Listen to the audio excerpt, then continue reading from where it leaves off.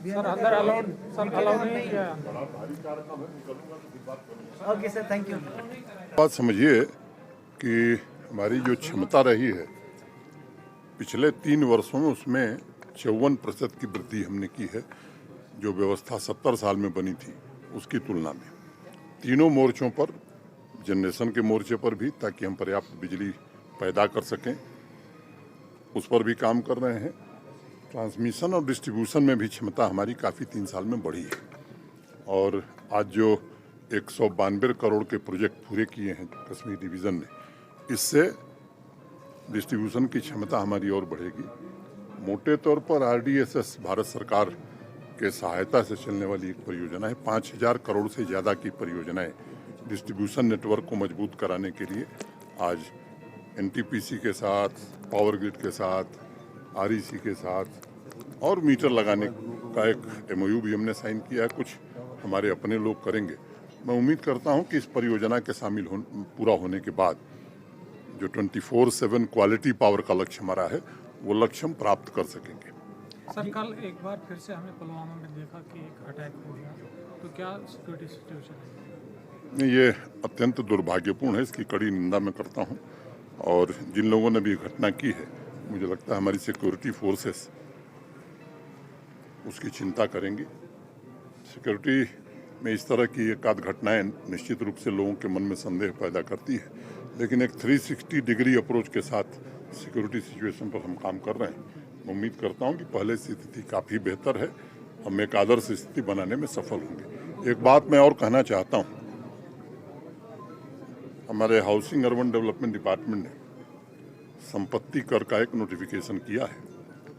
3 दिन पहले मैंने कहा था कि जम्मू कश्मीर प्रशासन संवाद में विश्वास रखता है और सामान्य आदमी को दिक्कत न हो, इसकी हम हर प्रकार से कोशिश करते हैं। मैं आपको बताना चाहता हूं और जम्मू कश्मीर के निवासियों से कहना चाहता हूं कि हमने देश में सबसे कम संपत्ति कर, प्रॉपर्टी टैक्स लगाया है। और अगर मैं आंकड़े आपको बताऊं तो श्रीनगर, जम्मू और बाकी म्यूनिसिपैलिटीज़ को मिला करके कुल 5,20,000 घर हैं शहरों में। 5,20,000, उसमें 2,06,000 घर ऐसे हैं जो 1,000 स्क्वायर फुट से कम है, माने 40% लोगों पर कोई टैक्स नहीं। 2,03,600 ऐसे घर हैं जो 1,500 स्क्वायर फुट के नीचे है। इसका मतलब कि अधिकतम 1,000 रुपये एक वर्ष में 1,000 रुपये एक वर्ष में, माने 1,000 रुपीज मैक्सिमम इन 1 ईयर। और इसमें भी 2,03,600 में से 80% ऐसे होंगे जिन्हें 600 रुपये से भी कम देना है। और मैं तुलना अगर शिमला से करूं, अंबाला से करूं, देहरादून से करूं, तो 1/10 ऑफ शिमला, अंबाला एंड देहरादून। तो इसलिए सामान्य आदमी की चिंता हमने की है। और अभी भी मैं कह रहा हूं कि कॉमन मैन को कोई दिक्कत है, वो जरूर प्रशासन को लिखे, हमारे प्रमुख सचिव को लिखे, हमसे कहे, उसमें कोई सामान्य आदमी को दिक्कत नहीं आने दी जाएगी। वैसे ही कमर्शियल की अगर मैं बात करूं तो 1,10,000 दुकानें, 1,01,000 दुकानें हैं श्रीनगर, जम्मू और बाकी म्यूनिसिपैलिटीज में मिला करके। इसमें लगभग आधी 46% दुकानें ऐसी हैं जो 100 स्क्वायर फुट के नीचे की हैं, और उन पर जो एक वर्ष में खर्चा आने वाला है 700 रुपये। और 46,000 में से मुझे लगता है 80% ऐसे लोग होंगे जो 500, 550 के रेंज में होंगे, तो 50 रुपया महीना मान लीजिए। और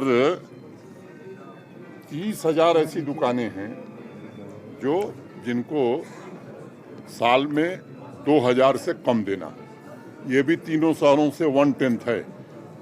तो मोटे तौर पर 1,01,000 में से माने 76% ऐसे लोग हैं जिनको बहुत ही न्यूनतम भुगतान करना है। मुझे लगता है कि इससे बेहतर व्यवस्था कोई नहीं हो सकती है। और बार बार हमने दोहराया है कि ये जो धन आएगा वो उसी कॉरपोरेशन के, उसी म्यूनिसिपैलिटी के अकाउंट में जमा किया जाएगा। हमारे शहर ग्रोथ के इंजन बन सकें, उसके लिए काम किया जाएगा। सामान्य आदमी की नागरिक सुविधाओं में बढ़ोतरी हो, इसके लिए इस पैसे का उपयोग किया जाएगा। कंसोलिडेटेड फंड ऑफ JKUT में वो नहीं जाएगा। मैं समझता हूँ, मैं जम्मू कश्मीर के सामान्य नागरिक से निवेदन करना चाहता हूँ कि आइए प्रशासन का सहयोग करिए, एक अच्छा जम्मू कश्मीर बनाने में हम सब आगे बढ़ें। Thank you. उस पर अब एक ही दिन में सब बात नहीं, G20 पर एक दिन विस्तार से आप लोगों को जम्मू में प्रोटेस्ट खाना खिला करके कुछ एम्प्लॉइज प्रोटेस्ट पे हैं। नहीं, आपको गलत सूचना है।